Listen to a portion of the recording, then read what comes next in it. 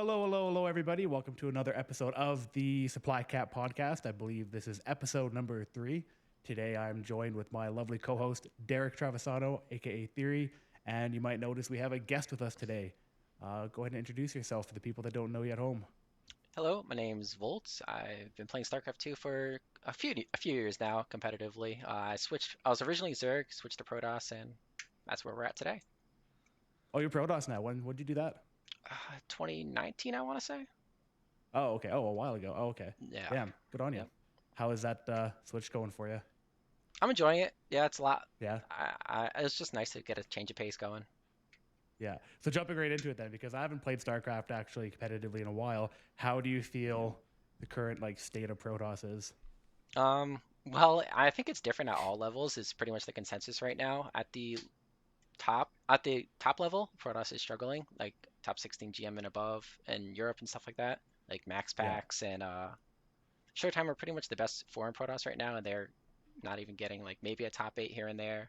But below that, I Wow. think Protoss used to be the most represented on the ladder. So like I don't know, it's a weird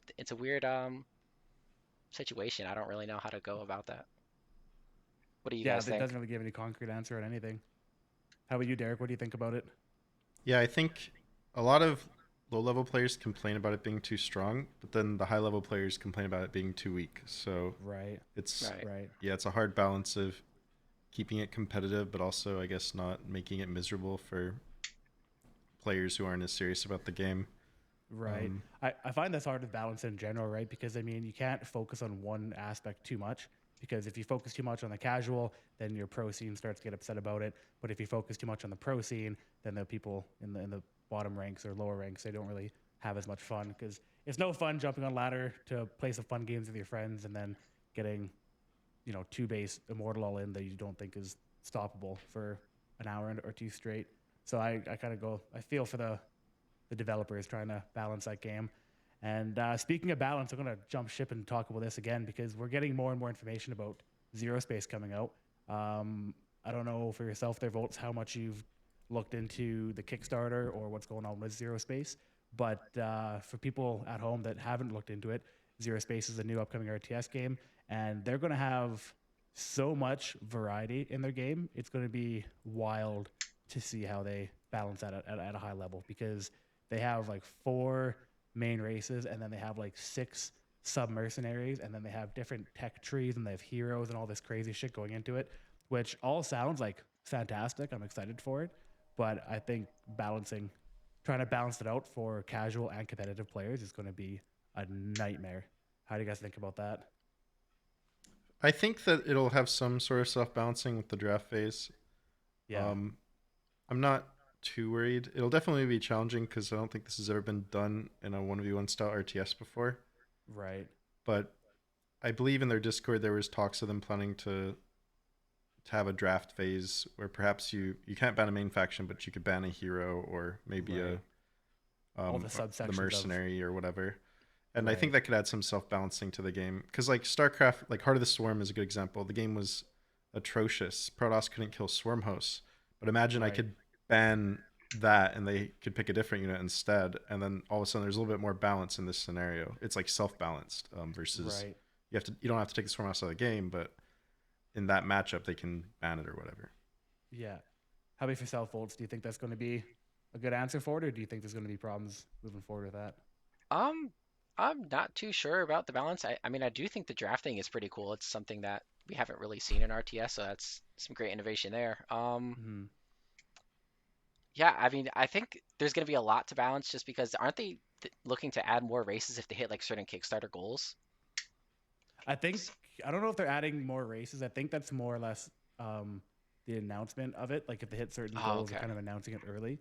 So I think that's going to be announced regardless. It's already in the game. Um, I think there is some aspects of the Kickstarter though. Let me just double check it. I think part of their goals is like adding stuff in that might not have been in there.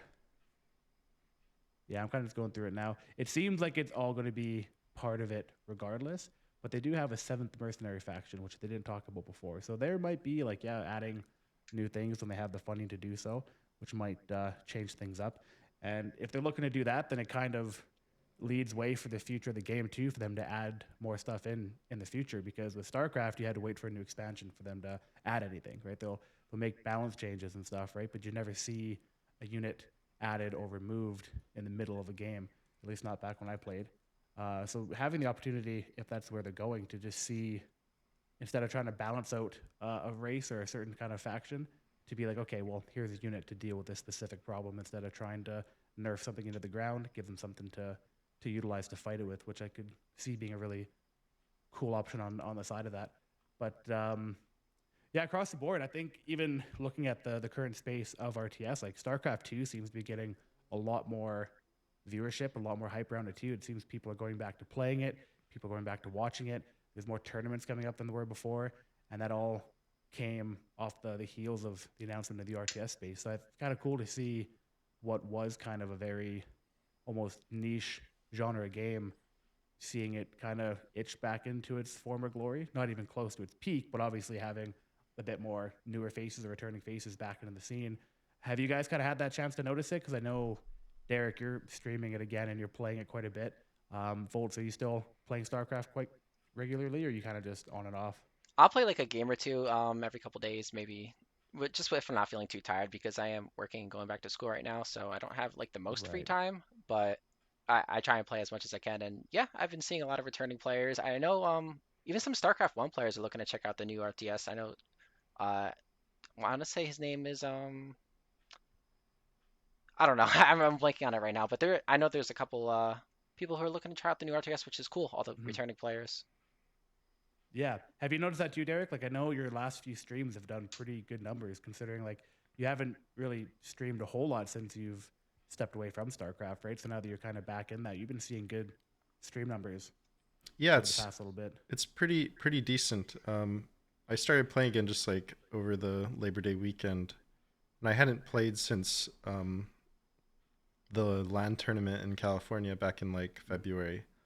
But recently there was a LAN in California that was pretty big earlier this year, and I believe they're planning for a second one sometime in the winter. Nice. So it's cool to see these local StarCraft LANs come up again. And there was like insane turnout. Like people flew out to these things. It was Yeah. cool to see something like we used to see like 8 to 10 years ago, where we had all these local StarCraft tournaments, kind of like a tier 2 scene going on. It's cool to kind of Yep. see that inch back a little bit. And I imagine like once more 1v1 games enter the esports scene, if they're successful, we might see more of that tier 2 local LAN scene again. We'll never really see it for a 5v5 game, Hmm. No, we but won't. for a 1v1 game, it's much easier to have the resource to host this kind of circuit. Absolutely.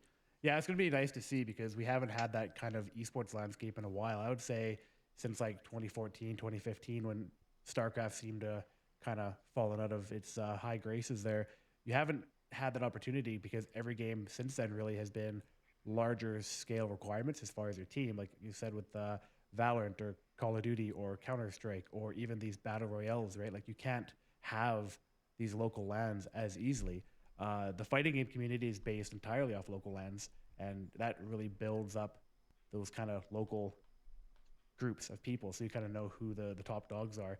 But yeah, you don't really get the chance to see that, and I feel like it's such a blessing to be able to play at LAN, no matter what the size is, especially if you're aiming to be a professional gamer, because you have people that are coming in and they're professionals online. They crush it when they're at home in their own setup, and then they go to LAN and drop goose eggs, and they can't really keep up because they're not used to the changing environment of things. So having that little, even just local PC cafes, just changes up the dynamic completely.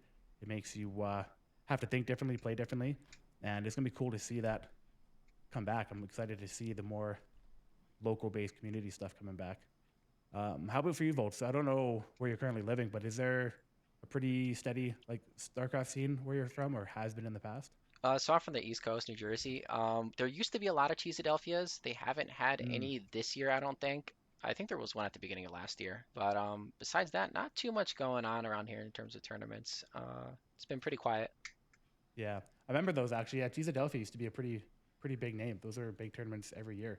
I think there's quite a lot of good players out of the East Coast that would travel down to make sure they're there for those.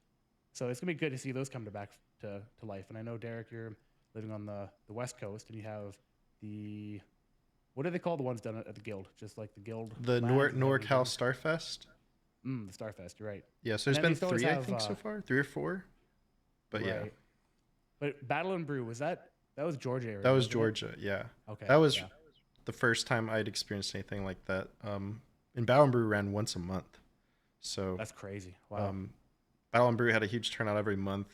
There was always like 9 grandmasters there. Yeah, Um, it'd be cool to see like a local scene like that arise again in yeah. these future games, and I think there's a foundation for it to happen with Stormgate and ZeroSpace. Mhm.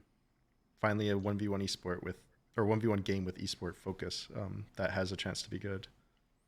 Yeah, it's gonna be cool to see how that goes. We've talked about this before too. We haven't been in a landscape with two RTS spaces or games in the space at the same time. Well, I mean three. We can't completely discount StarCraft 2 moving into the future. How does that look for pro players? You think? Do you think it'll be somewhat similar to the fighting game community, where you have pro players that play at a professional level in both, or do you think the games will be too wildly different to play at a professional level? Personally, I think we kind of saw like an example of this when Age of Empires 4 came out. A lot of players did try and switch over to that, and some still play it. But I think for the most part, the people who played StarCraft stuck with it. So Mm, when Stormgate and Zero Space come out, if they come out around the same time, I think what's going to happen is people are going to play both games, and you're going to see pros go to both. But one is going to be predominantly the one that most of the community migrates to, mm. and that's just my prediction for that. I don't know. What do you think, Theory? Yeah, I think you're probably right. I think they'll probably both focus on 1v1 at first, and people will probably play both. I'm not sure which one will be the most popular, but whichever one's most popular will probably be the game everyone switches to, and the other one might have Yeah. to like take a more casual focus afterwards. Right. Um, when I look at the two companies working on these things, I know that Stormgate is like old StarCraft 2 devs that made StarCraft. It's a startup. They're super focused on. There's a lot of money backing. Basically, there's a lot of money and support behind this. Yeah. And Zero Space seems a lot of like community made. So it'll be interesting to see like does the startup approach or does the community approach lead to a better 1v1 esport. So yeah, I don't know which one will be better in the esport regard, but I'm sure they'll both be good games. It'll be interesting to see which one most players migrate to Mhm. from the pro side. Yeah, that's actually a really good point you bring up because you are right. They're kind of coming into this with two very different backgrounds of support. Because you're right, one's like a full development company and one's kind of a startup company. And we've seen both so far have a lot of hype built around both of them. Like Zero Space, their Kickstarter is absolutely blowing up. I think they're 400,000, $450,000 now, and their original goal was $100,000, and they still have 11 days left on the Kickstarter. So I mean, there's definite community want for an RTS in the space, and I mean, people are really trying to vote with their dollars and prove up that yeah, they want a new RTS space, and this is something that needs to be done. It's gonna be really cool to see how the tournament structure builds between these two games because I think Stormgate is like launching what a couple months before Zero Space. I don't know if they have an official launch date. I know Zero Space's official launching is aiming for May 1st of 2025, so that's still quite a ways away.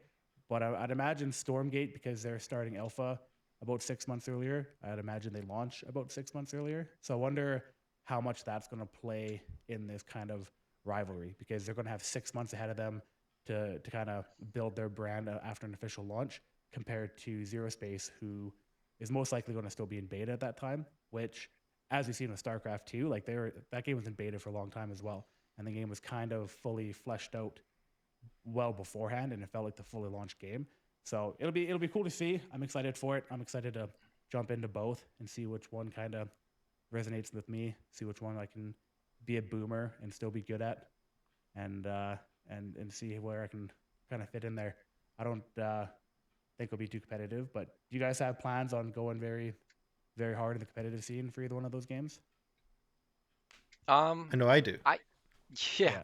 I think personally for me, Stormgate looks a little bit more interesting just because I've never been the biggest fan of Heroes. I mean, there are Mm, some cool things in Zero Space that I do like, unit draft system and all the different just like objectives, like aren't the resources that drop down that you have to fight over randomly or like timed at some point Yeah, into the they match? like Yeah, it's randomly Yeah. like on the drop map. random places on the map. Yeah, Yeah, so I think that looks cool, but just I I don't think know. that adds a cool element. Yeah. Heroes are gonna it's gonna be hard to sell me on that personally. Yeah, I watched a video about the heroes too because I was in the same boat. And the heroes, the way they describe it is more of a power unit instead of like a central focus like it was in Warcraft 3. Mhm. Like there's no leveling up the hero or getting items for it. It's just kind of like a singular unit that adds a bit more strategy to the game. And it's not nearly as powerful or focused as it was in Warcraft 3. So we'll see how that goes because that is going to definitely add an element to it. Because I'm in the same boat too. I'm more or less like a 1v1 strategy build up an army kind of thing rather than unit focused. But we'll see how that kind of plays out. It does add for cool skirmishes. Like I've seen in the video, there's a lot of roaming the map with just your champion and trying to poke around and see what comes of it. But yeah, that the zone control aspect of it is really cool because that's how you gain experience. And in the experience, you can like level up and tech tree throughout the match. And basically looks like the first person to get to the last tech option is going to come out ahead. So it kind of adds that really awesome element. And then Stormgate, we don't have as much information. Like they're a bit more in the dark as far as what information they're kind of releasing. ZeroSpace seemed to come out and just put it all on the table. I know they had to do that because they were crowdfunding and people needed to know what their investment was getting them. But it's kind of nice having all the information. But at the same time, too, with ZeroSpace, it adds that level of like anticipation because now you get to kind of think on things or look into things a bit differently because you don't know the full picture. I know, Derek, you had the chance to dabble a little bit in the alpha, and you can't talk about it. But overall, like, do you have if you could describe it in one word, how would you describe its current state? Oh, I definitely can't do that. So yeah, between the last recording and this recording, I signed an NDA about Stormgate, so I will be mostly talking about Zero Space and my Okay. speculation on it. But I watched the Zero Space tournament on Wordy's channel that had, I think it was like Fitzy, Clem, the Muslim, and sort of, and they Okay. showed some Grell versus Protectorate matches and some Protectorate versus Protectorate mirror matches. And there's a couple heroes in the game. I think they only showed like two different heroes.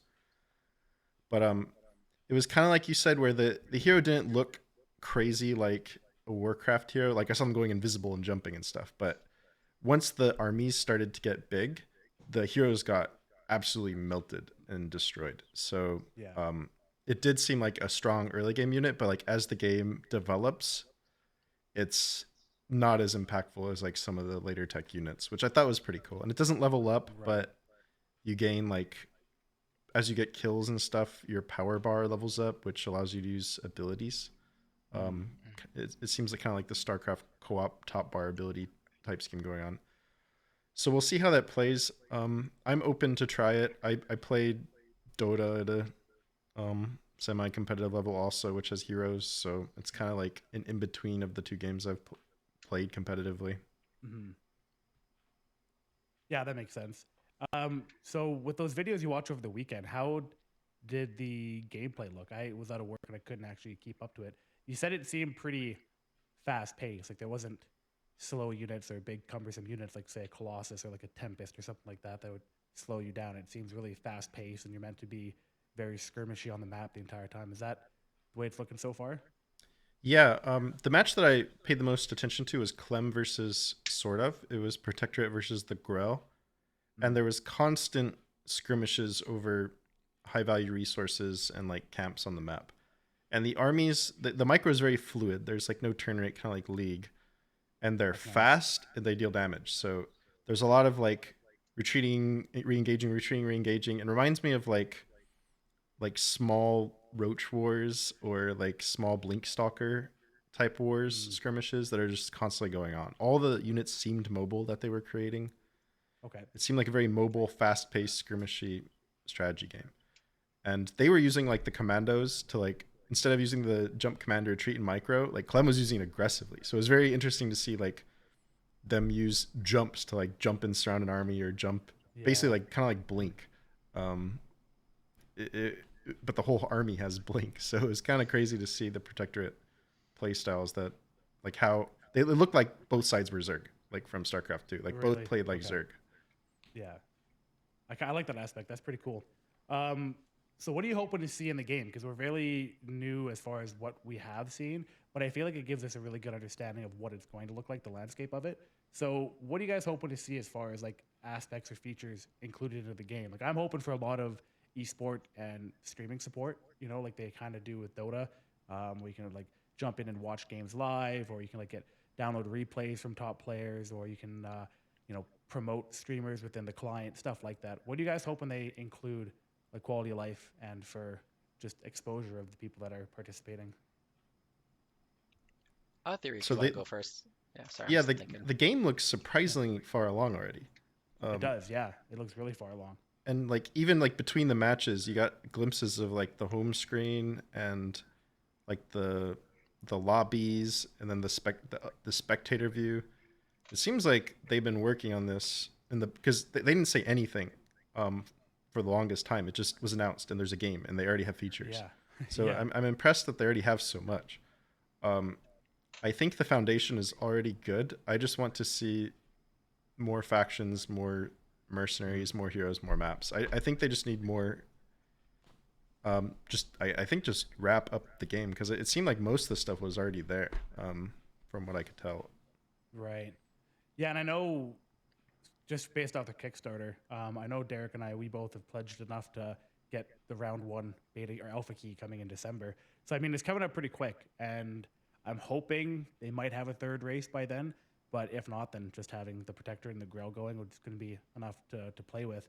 Um, but like, what do you think they're going to add in for the third and fourth races? Because the game, it looked at off from the offshoot, like in the videos, it looked very much like a StarCraft 2 base game where they took a lot of inspiration from StarCraft 2.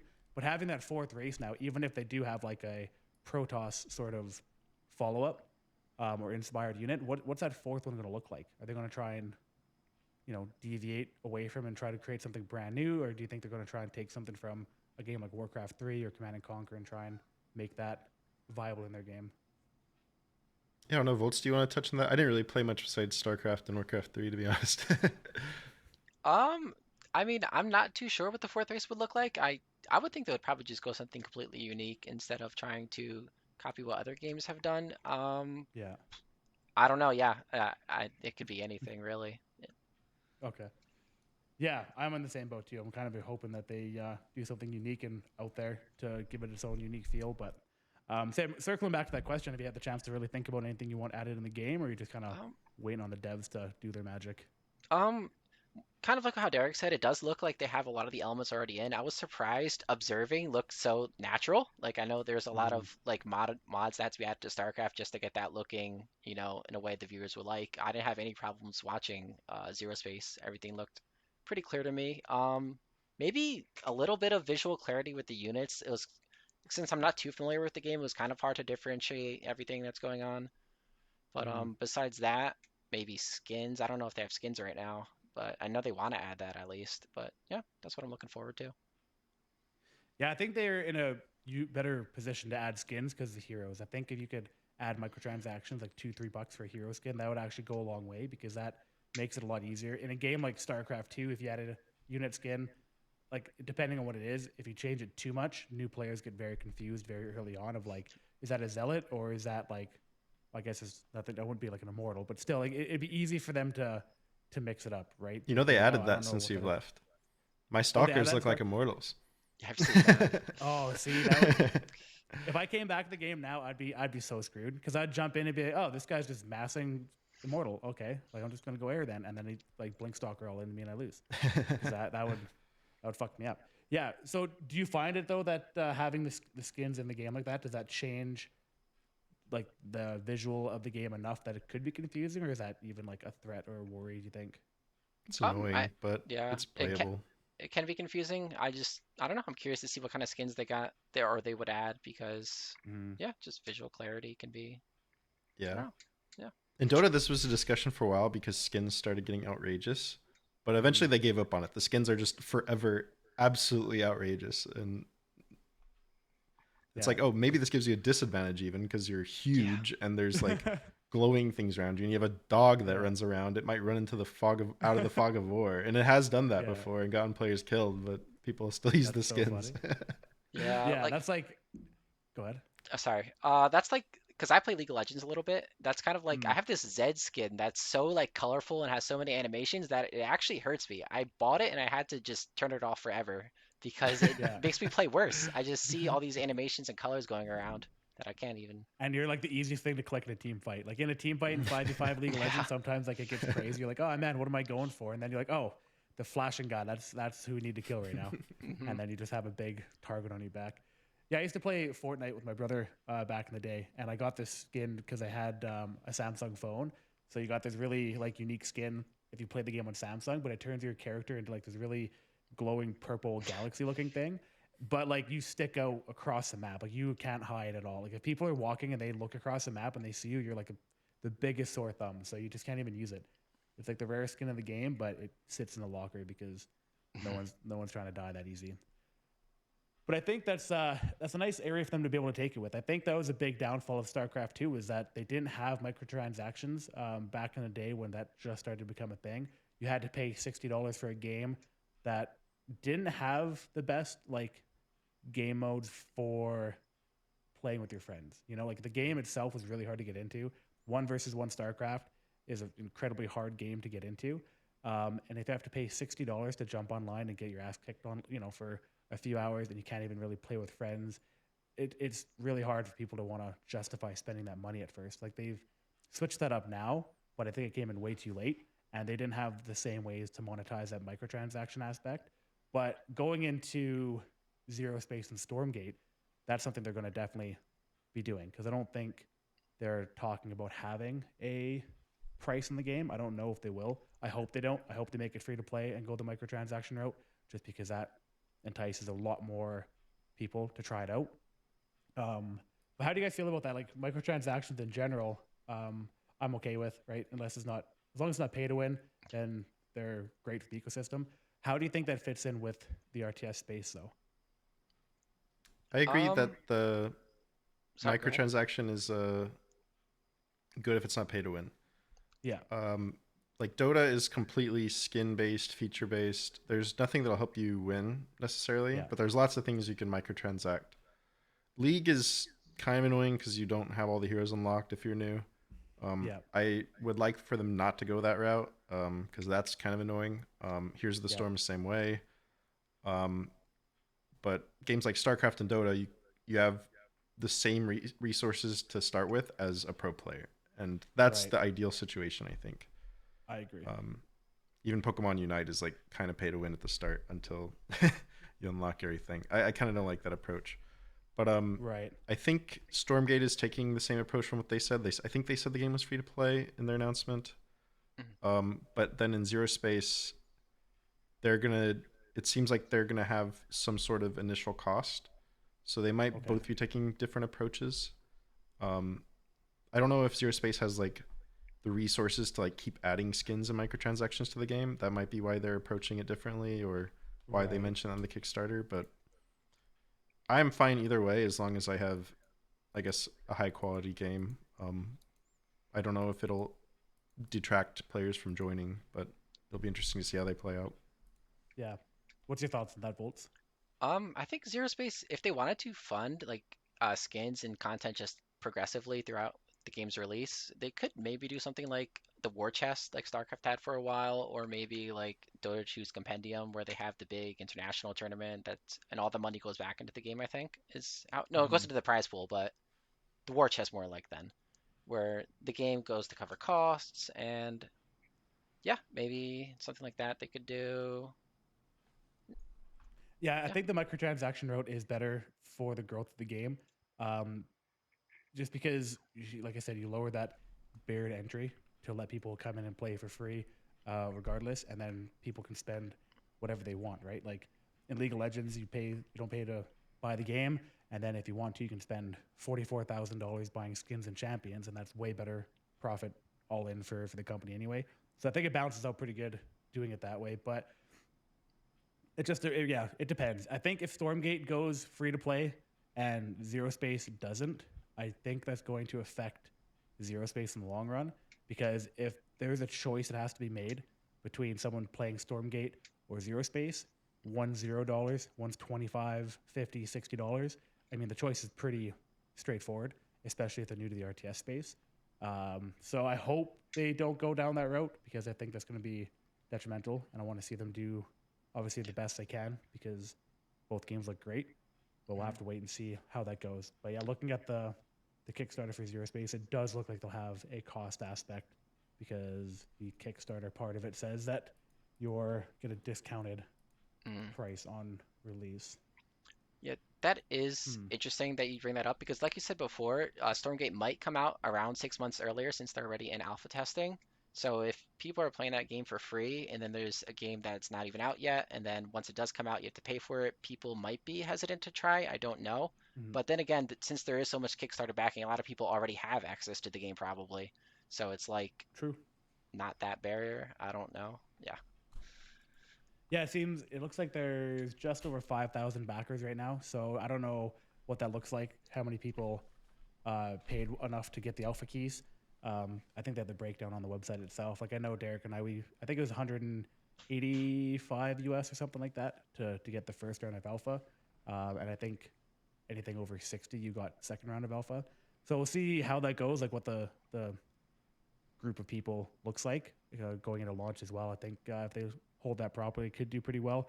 But yeah, if they launch after Stormgate does and Stormgate's free, maybe people that try a Stormgate will be like, yo, I actually like this RTS space a lot, and then it'll entice them to jump ship and try out the other game, or they're just going to stick with the game that's free because why pay for something if you already have, why pay for food when you have food at home, right? Yeah, definitely. Sorry, just trying to go through here. So, yeah, it's hard to talk about Stormgate too in depth because, like you said, there's just too much in the shadow as far as what's available to know.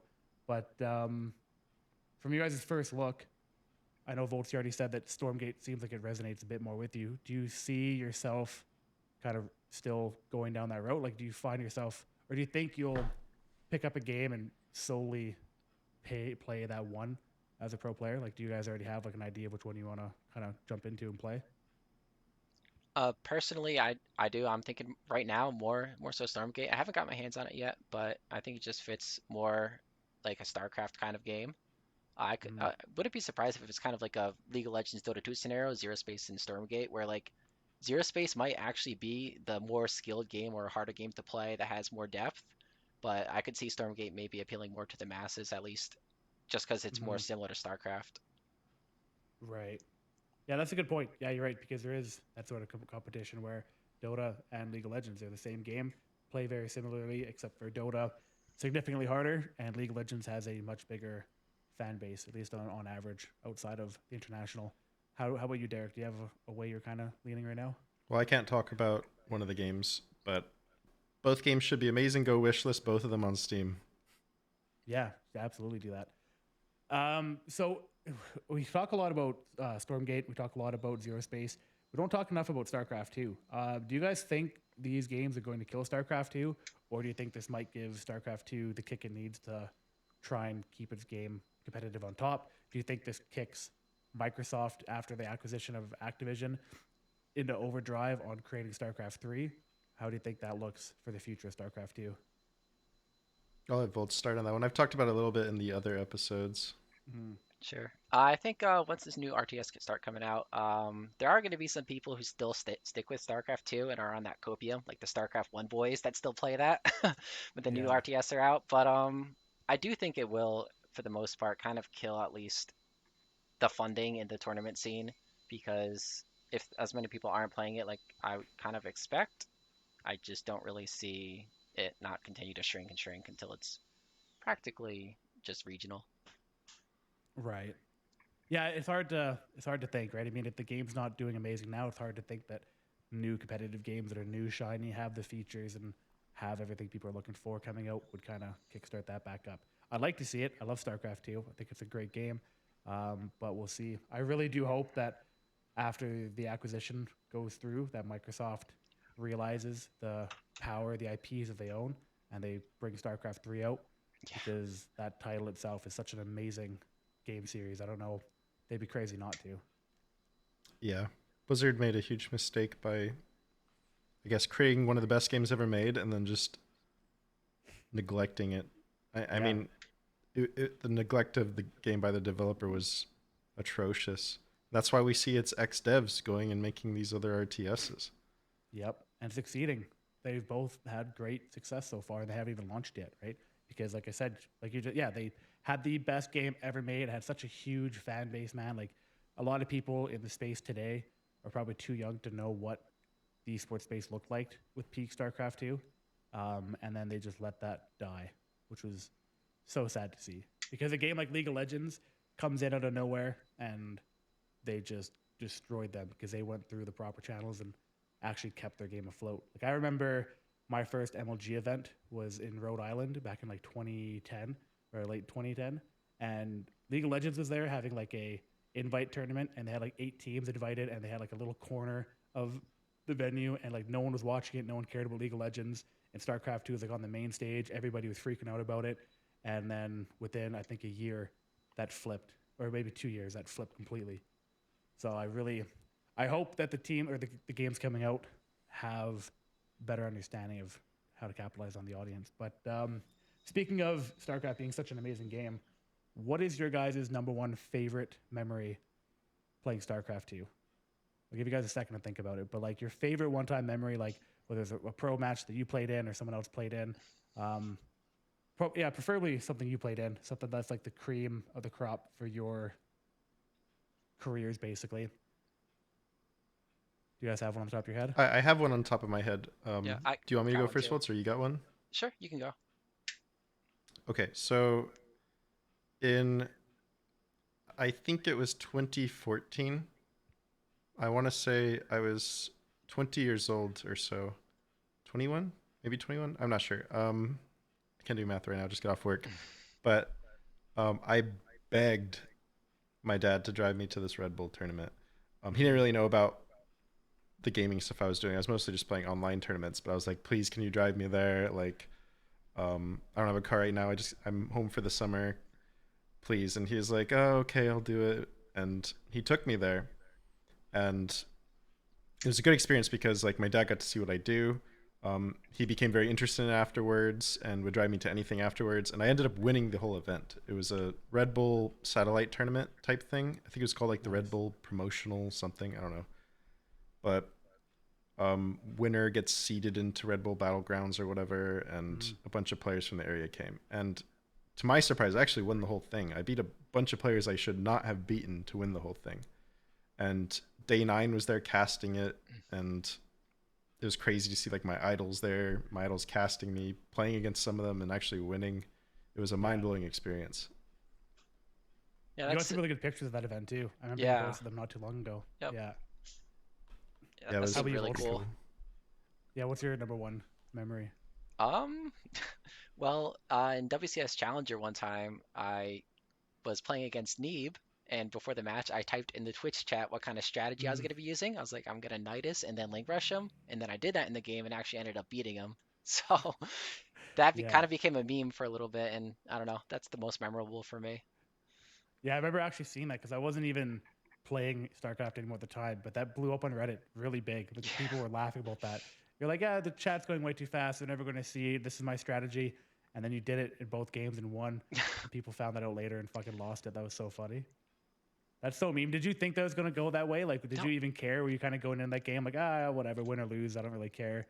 Yeah, I mean, I was going in obviously not expecting to win. Neeb was one of the best players, so I was just like, I'm just going to type this thing in chat. Didn't think anyone saw it, and then sometime after the game, I think I saw either on Twitter or Reddit that people noticed, and it was kind of funny.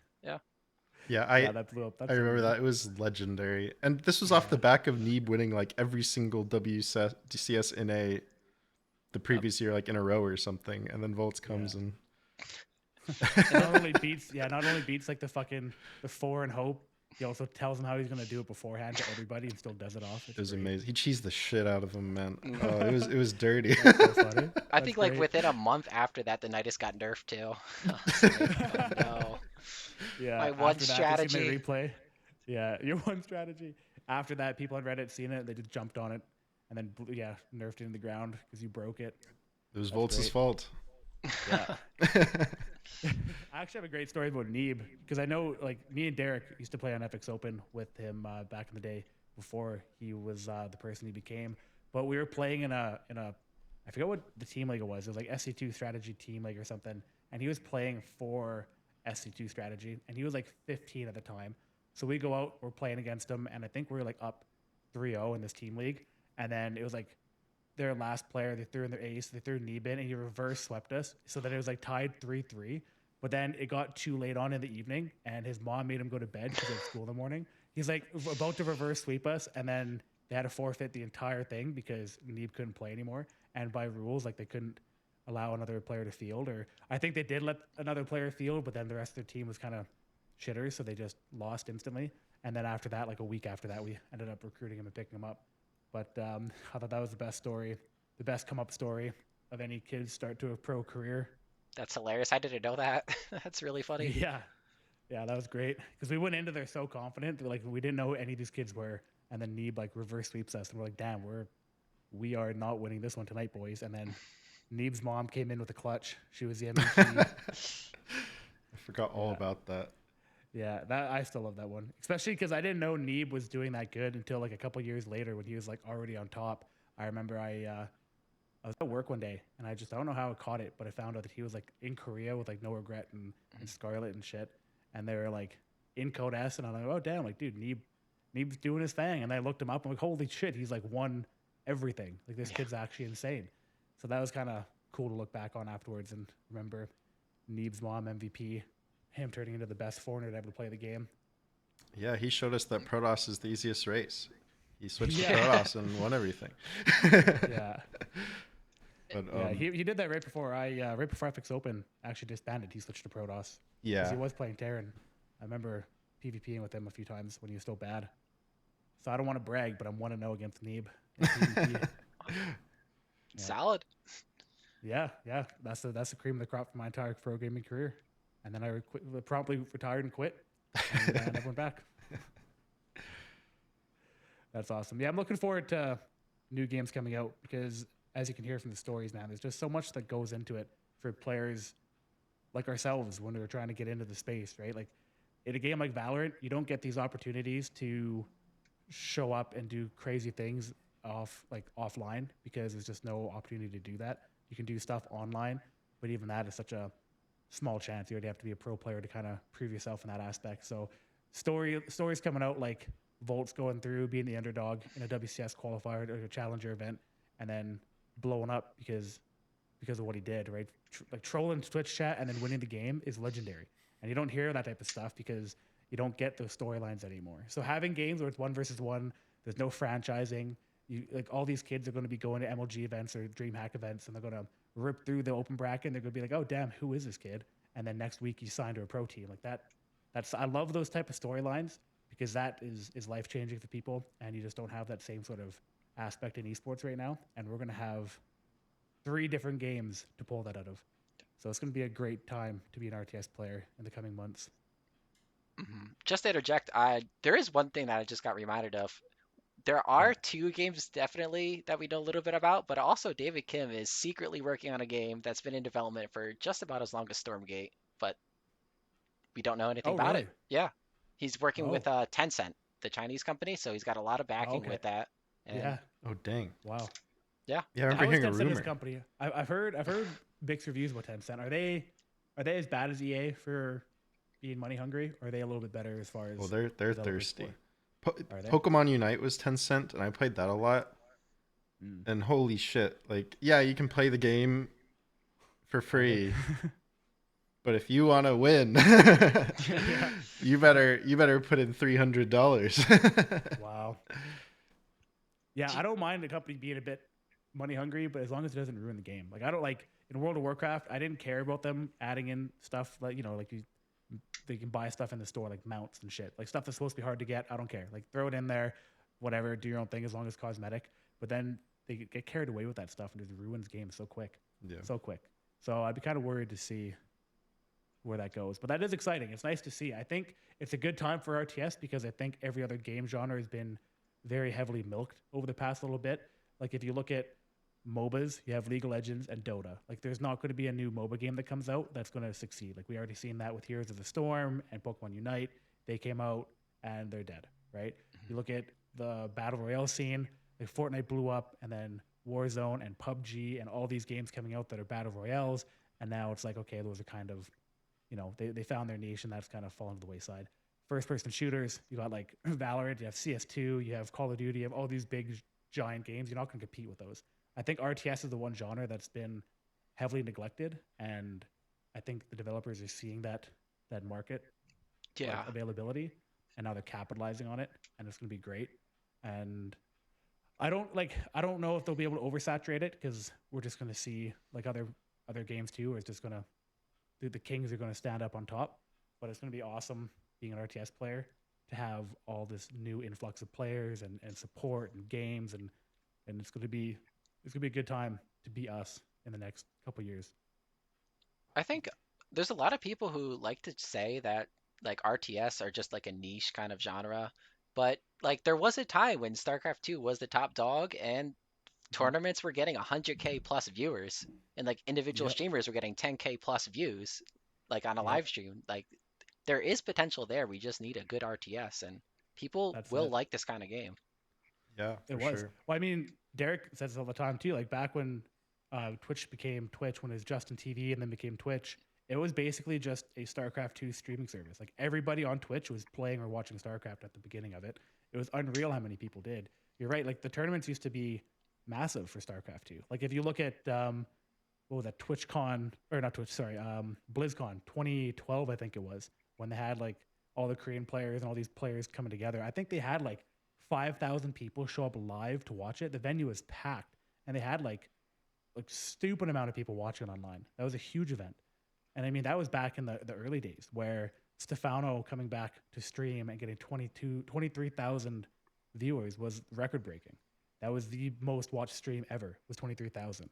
And now I think it's like 1.5 million, right? So it just kind of shows how much esports has grown since then, but also shows that StarCraft had like the market, the market demand, the majority of the market for esports for a very long time. Like a solid 2 years, StarCraft was the only player. Like it was insane. They were just so far ahead of everybody. So we'll see if that can happen again. I know, like I said, it's been a much different landscape than it was back then, but the niche market has people that are going to start playing it that maybe never played before, and it's going to be a cool time. I'm excited for it. Yeah, I can't wait. for The sure. future's bright for RTS. Absolutely, it is. So before we start doing our final remarks and close it up here, what are you guys doing to prepare for these launches of games? Are you guys starting to look at playing more RTS now, or trying to get kind of back in the groove of things? You guys kind of waiting a little bit, because I know it is still a ways away before we get any like playable product, really. Are you guys kind of looking to start getting back in the groove of things now, or how's that looking for you? Let's start with Voltz. Personally, right now I'm just focusing on like just obviously can't play the game right now. I'm just focused on pretty outside of gaming things, health, making sure my mental's right, sleeping enough, things like that. Just getting my life in order Yeah. so that when the game does come out, I'm like optimally prepared to grind it out. Yeah, get your sleep schedule fixed now, so when the game comes out, you can ruin it for the rest of your life. Yeah. How about you, Derek? Yeah, I'm just practicing other similar games. I started streaming StarCraft last week for the first time I played any StarCraft in like half a year. Yeah. I had a stream where I made a new account on Korea, got it to GM in one session. So it's kind of like riding a bike. I just need to stay fresh for these new games. I Yeah, plan on Red alpha Enjoyer on top. testing as many new RTSs as I can get invited to alpha test or get keys for. And I want to keep competing. I'm a competitive person. Right now I just play Dota tournaments and practice StarCraft. Hopefully that'll get me ready. Yeah. Oh, yeah, what happened to Dota this week? We talked about this earlier, but Oh fuck. Okay. Quiet Cap Okay. It was Players, pretty funny. So I hope we see more storylines like this in like Stormgate and RTS, because it was actually very entertaining. But we go into week 1 of the amateur Dota League. We play in the amateur Dota League. And we're against one of the highest average MMR teams in the league first week. So it was a tough match. So we play some hard fought matches against these guys. They were extremely close. So afterwards, we're like talking about what we could do differently, but we were pretty proud of our play because we actually played very well. Um, and then we start listening to a diss track that the other team made of us after the game within 15 minutes of playing the game. And we're just like, oh no. And there's a 3-minute diss track. It was pretty good. It was well produced. That's And the worst when it's good. You're like, yeah, oh, it's man, like, I can't oh even god hate it. damn it. Like it's telling us how much we suck and talking about the mistakes we made in the game. And it's actually good. So like we can't say anything. Yeah, what could he even do at that point? You're like, damn it, man, he's not wrong, and this has a good beat. Fuck. Yeah, but that's Yeah. legendary, man. I'm never That gonna is forget losing in the amateur Dota League in September 2023 because I got a Yeah. fucking diss track sent to us. It's like Yeah, super that was well mean. produced too. I was listening to a little bit you sent me. It's like got, yeah, like you said, it's got a beat. I wasn't expecting that. I thought it was just some guy like rapping, but no, they really put effort into that. Yeah, Yeah. this was within 15 minutes of the game ending too. We were still in Discord, like talking about like what mistakes we made and stuff. Like we were still Watching talking the about replays. things. Yeah. You're like, oh man, this is what you did wrong, this is what you did wrong, and then Buddy sent the diss track saying everything you did wrong. You're like, damn, we should get this guy to coach us. Every time you guys have a coaching event, he's just sitting there dissing you in the game, just shit talking, rapping you. That'd be dope. Yeah. Oh my god. But yeah, that was that was fun. hilarious. And that's what happened in Dota this week. There was a diss track. That's comedy. I love that. All right, gentlemen. Well, today's been a great day. I really appreciate you guys taking the time to come on and talk. Voltz is great having you here. It was a fun episode. Usually just Derek and I, so having a third person on here to kind of bounce ideas off and discuss things is great. Definitely won't be the last time you're on here. We're definitely looking forward to seeing you guys both compete in the upcoming RTS games that we've talked about for the last hour. Before we go, do you have any closing remarks, and where can we follow you? I don't even know what my Twitter is. I think it's Voltz_SC2, something like that. That's where you can follow me. But no, it's been a pleasure being on here as well. I wasn't sure exactly. Um, I haven't been on podcasts. I think I've been on one or two from Toast a long time ago, but that's about it. Yeah, I liked it. I enjoyed it. I would definitely like to be back if you guys have me. So, thank you. Absolutely. Oh, for sure. How about for yourself, Theory? Cool. Yeah.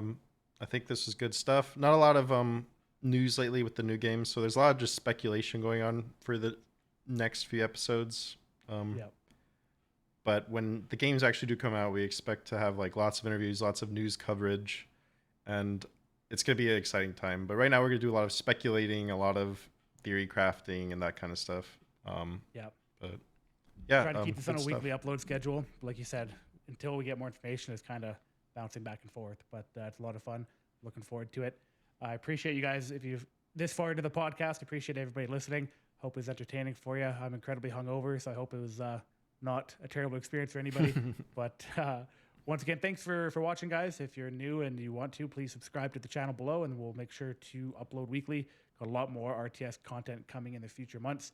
Got a couple pros here that are going to be bringing it out big time as soon as the launches come. So this is going to be the central hub for anything to do with Stormgate, with ZeroSpace, Starcraft 2, and anything RTS coming down. So once again, thanks guys for tuning in, and we'll see you in the next one. All right, take care.